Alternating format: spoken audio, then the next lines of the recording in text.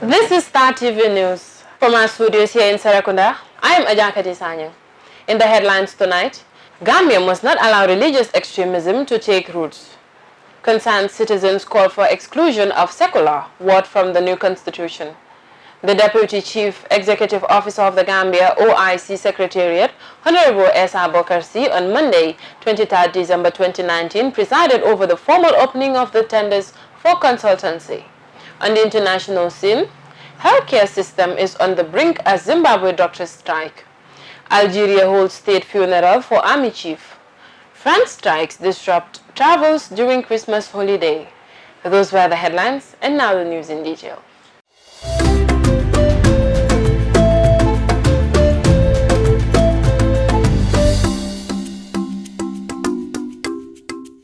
In his annual Christmas message delivered to the nation yesterday, President Adama Barrow has warned Gambians about grave distortions of religious teachings.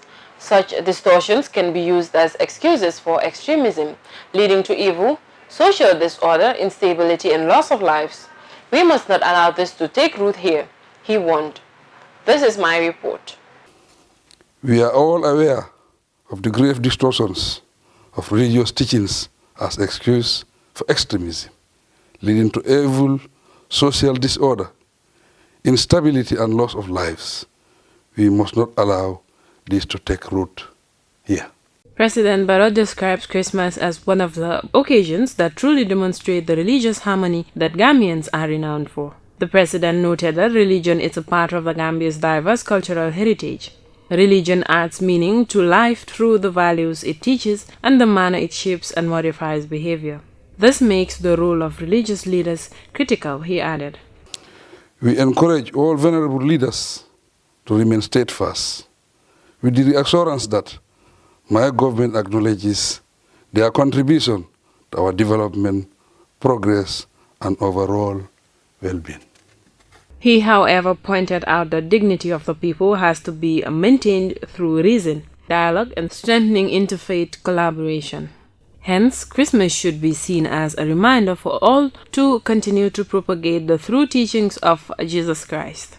President Barrow assured that his government maintains a focused attention on creating, sustaining, and expanding the public space for responsible participation in national development. As a priority, my government maintains a focused attention on creating, sustaining, and expanding the public space for responsible participation in national development. Thus, I enjoin all citizens to promote collaboration across religion and diversity in development projects, cooperate to eliminate crime and subversion, and strive to reinforce peaceful coexistence. He urged all to exploit the moment to re-energize themselves in readiness for the coming year so that the country can maximize national output and achievements. For Star TV News, Ajakati Sanya. President Adama Barrow has insisted he will remain in office until 2021 as he for the first time reacted to 3 years journalists' protests. Pressure group 3 years Journal earlier this month staged a protest to demand Mr. Barrow's resignation in January. The group in a petition threatened to take to the streets on 20th January if he refuses to leave office. Bintokoli sent in this report. Speaking on the local television program, the president once again taunted his reform agenda as the reason why he needs to stay in office. President Barrow said protest is democracy and his government want to ensure that our democracy is strong. What the Gambia needs today is to see out the transition. Being president is not important, but Gambia is important. What makes Gambia important presently is the work his government is doing, because that is what will guide Gambia's future. That will be Gambia's foundation. The president believes he should introduce a new constitution which should dictate what Gambia should be in the future. So that's something all Gambians should join him so that he can achieve that, said President Barrow. President Adama Barrow highlighted that his government wants to ensure that if economic leaves, the country can be able to care for its own security and be able to do that. They must implement their reform processes and must have capacity building to the point they are so they can do it. The TRRC that is currently ongoing, we should perfect plan to see how good we can complete all this, how the civil service reform can be achieved, because we all know we cannot do this today and complete it today. So that is what everyone should be interested in and put the issue of position aside. If anyone became president today, these things must be implemented. So why should we not work to ensure we achieve them? Don't look at Adama Barrow. Gambia is bigger than Adama Barrow, he elaborated. President Barrow indicated that if 10 people are saying 3 years, there are 20 people saying 5 years and there are 30 people saying 10 years. So whose word should they take? He warned that people should follow a process because it's process that remove Yaya Jammeh here, and people should not be afraid of him, but be afraid of the law. And if we argue over anything, we should revert to the constitution. Reporting for Star TV News, I am Bintakuli. A group of young Gambians who call themselves the Concerned Citizens have made it clear that they do not want to see the word secularism in the Gambia's new constitution. They made their position on the divisive issue known during a roundtable conference of Islamic or traditional Muslim leaders and heads of organizations on the draft constitution and way forward prior to a referendum. The conference took place in Bijila on Sunday. Maya Madam reports. The controversial exclusion of secular from the draft constitution has sparked heated debate across the country. Some call for its inclusion, while majority of Gambians are against it. Concerned Citizens is a non-profit legally registered social development enterprise engaged in various socio-economic and cultural development activities. Therefore, the association made it clear that they will not entertain secularism in the Gambian constitution. Speaking at the conference, the president of Concerned Citizens, Dr. Omar Jah, denied suggestions that the issue of secularism has been Muslims against Christians. To him, it is between believers and non-believers. He emphasized that secularism has no place in both Islam and Christianity. Dr. Jah further gave example of Pope Francis and Pope Benedict on their thoughts on secularism, saying they totally rejected it. He challenged the people debating on secularism to be in the constitution to go find out what the Pope said about secularism. Meanwhile, Dr. Jah also reacted to the people who are claiming that mosques in public places should be destroyed. He categorized them as crazy. Public mosques were not built by the government, but by individuals, he stressed. Dr. Omar Jah also urged both Muslims and Christians to put their differences aside and come together and work for the betterment of the Gambia. Sheikh Amar Jaite, a lecturer at the University of the Gambia, also rejected the possible inclusion of secularism in the new constitution. He claims that secularism destroys people. He noted that allowing secularism is like promoting destruction of the nation. Omar Bojang, who commented on behalf of the Gambia Islamic Youth Association, says they are not against any religious existence, but rather they just want their views and rights to be observed and put into consideration as they do for others. He said secularism has no place in the Gambia. Former Secretary General Mamadou Sabally also made similar remarks, saying secularism has no place in both Islam and Christianity. He stressed that it is totally rejected by both religions. Therefore, people should remember that and forget about secularity. The conference was graced by prominent imams, Islamic scholars, young men and women within the country whom gave similar account mentioned above. Reporting for Star TV News, I am Maria Madem. The Deputy Chief Executive Officer of the Gambia OIC Secretariat, Honorable Esa Bokasi, on Monday, 23 December 2019, presided over the formal opening of the tenders for the consultancy for the design and review of the 20 new roads to be constructed ahead of the forthcoming OIC Summit in 2022. More on this report with Binta Kuli. The exercise, which was jointly held at the senior management of the National Road Authority, brought together some of the key stakeholders of the construction project, including the representative of both the national and international firms that expressed interest in the road construction project. The straightforward process shows the symbolic unpacking of the seal bites that combine information about the technical and financial details such as design, supervision mechanism, technical specification, among others, submitted by 6 contractors. Reacting to the development, Deputy CEO C described the event as an important milestone in the country's effort to host the summit successfully. He stressed that the current leadership of the OIC appreciate the magnitude of the task at hand and as such treats the project with extreme urgency. These are with the utmost urgency because, like most of us have seen, the countries that hosted the summit gained a lot of development infrastructure out of it, Honorable C said. The OIC projects are not only a dream, but this is reality. We want to build 20 new road networks in Greater Banjul area because that will decongest our road and facilitate communication, and communication means development. As part of the strategies to expedite the works, the CEO highlighted that a new dedicated project coordination office housed at the Ministry of Works, among other bodies, has been created to steer the infrastructural work to ensure quality and timely delivery. The Managing Director of the National Road Authority, Mr. Momodu Senghor, stated that the formal opening of the tenders will be followed by technical and financial evaluations and subsequently recommendation, all of which will be completed in the soonest possible time. MD Senghor also revealed that for the first time they have required international construction firms to go into joint venture agreement with local firms as a qualification criteria. That he said will empower Gambian companies in terms of experience and capacity. Binta Koli, Star TV News. We'll be going for a short break and we'll be right back with the international news. Please stay tuned.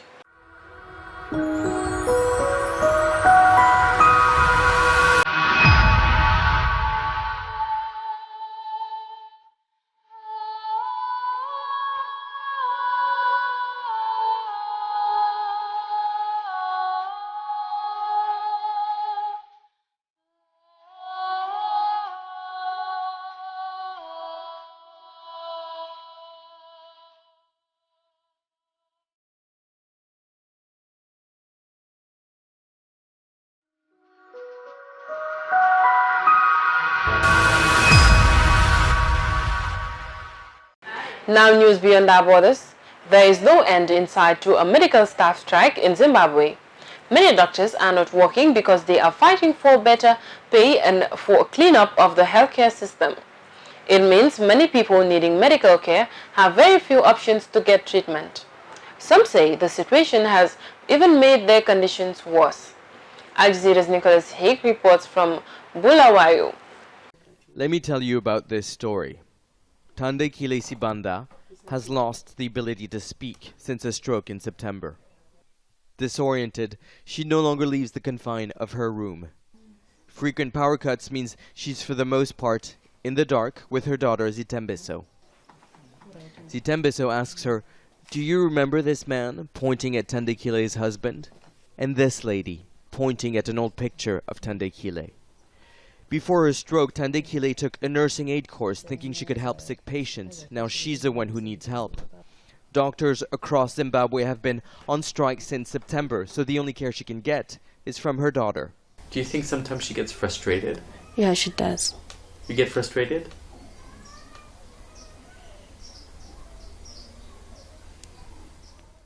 Because at times we might be looking for something and she would have seen it.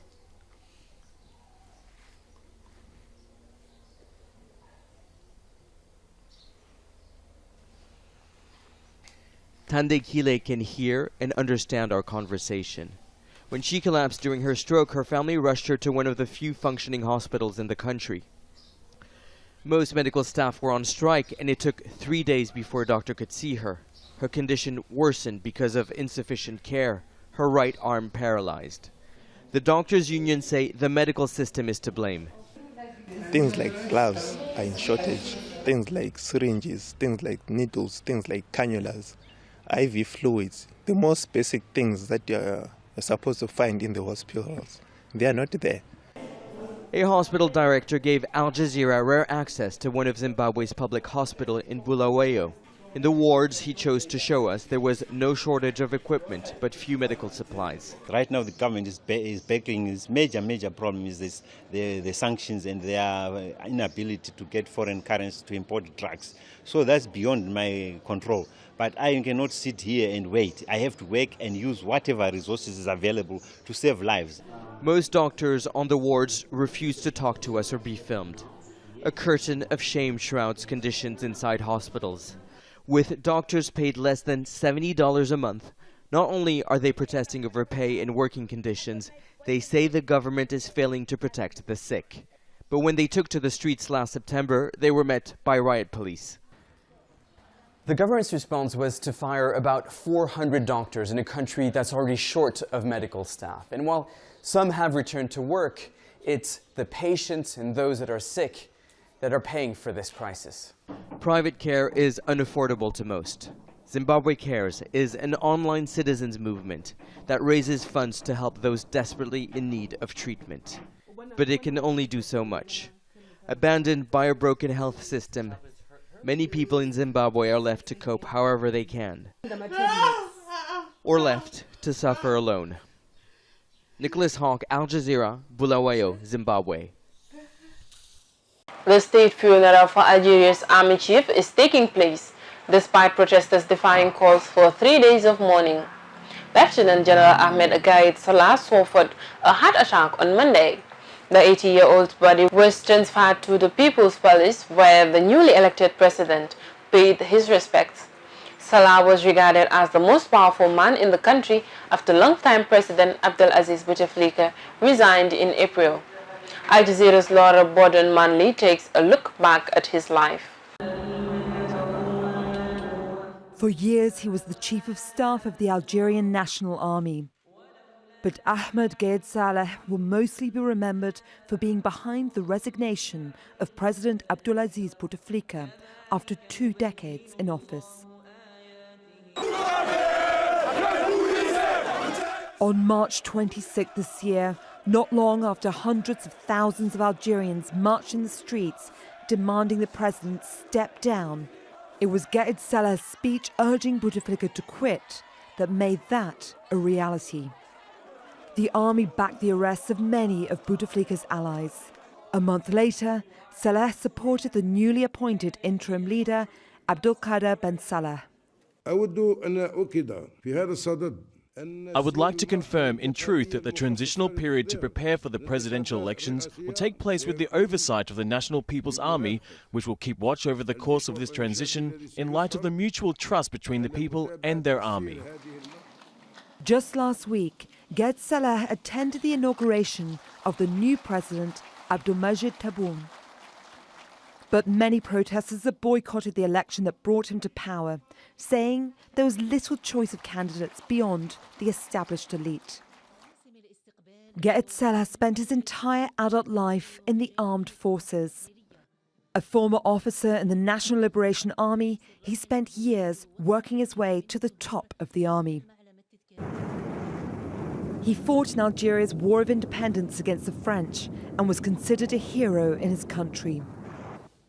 As a close ally to then-President Bouteflika, in 2004 he became Chief of Staff of the Army, and 2013 Vice Minister of Defence. In February this year, in a sudden wave of protests, Algerians demanded the entire government step down. His loyalty to Bouteflika had come to an end, and he joined the calls from protesters for the president to resign. But many Algerians turned their anger on Gaid Saleh. Obviously, he is part of the establishment because of different positions he held in the Algerian military. It's only recently that some of the protesters were calling for him to go because as far as they were concerned, he didn't, or the Iraq did not live up to expectations. They expected or they wanted a more open democratic regime.